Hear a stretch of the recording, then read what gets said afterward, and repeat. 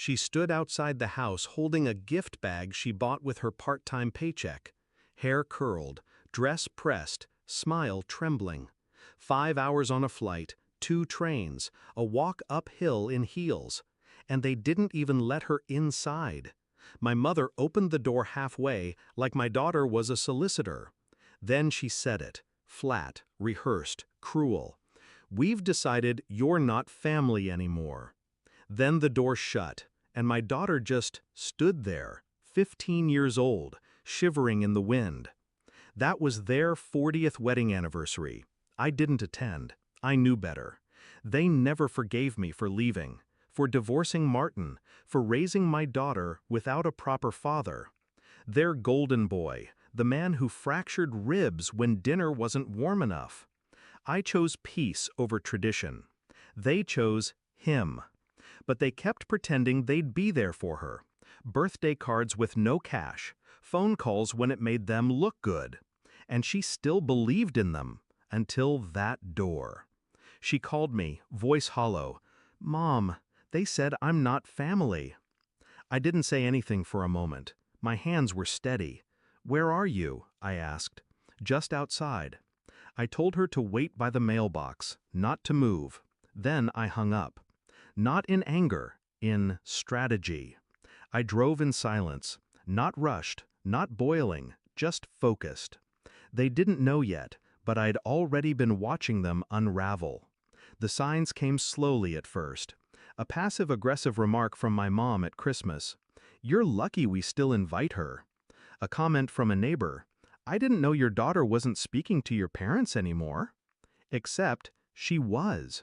Until that day, she still sent them cards, still called every Sunday. They just stopped answering.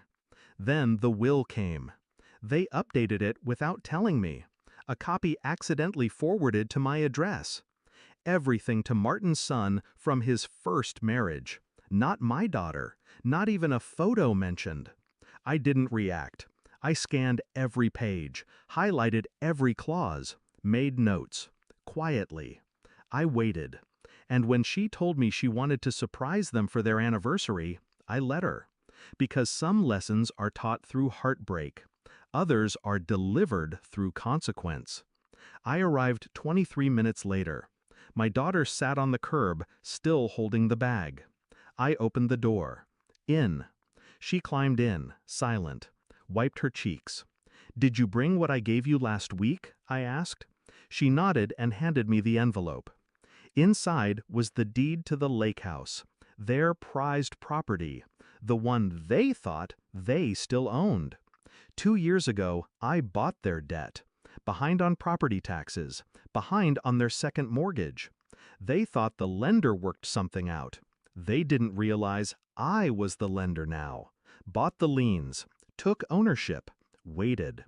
Let them live in the fantasy. Until tonight. We drove the extra 6 miles to the lake. Their lights were on. Party music still playing. My daughter waited in the car. I walked up calmly. Knocked once, then twice. My father opened it this time. He looked surprised to see me. "Didn't expect you," he muttered. "No," I said, "but I expected you."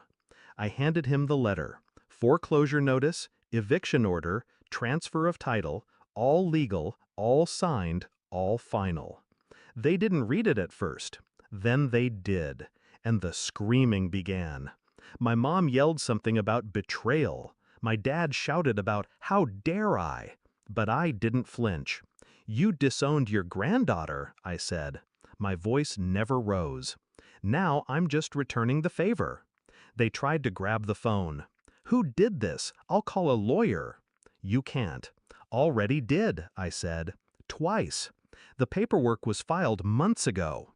"Where are we supposed to go?" my mother snapped. "Not my problem," I replied. "Just like she wasn't yours." I walked back to the car. My daughter looked at me, eyes wide.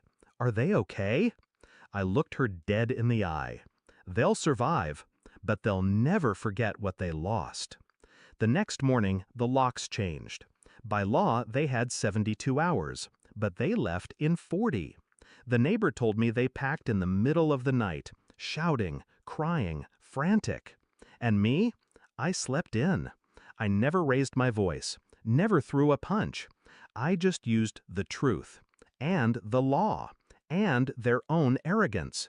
They taught me what family meant to them, so I showed them what justice looks like. Now the lake house? It's quiet, peaceful, ours. My daughter painted her room last week. Blue walls, new curtains, a fresh start. No ghosts here, just memories we choose to build. Some people say revenge is ugly, but this wasn't revenge. This was reclamation of her worth, of my power, of the legacy they threw away. And if they ever wonder why, they can remember the door they closed and the home they lost because of it.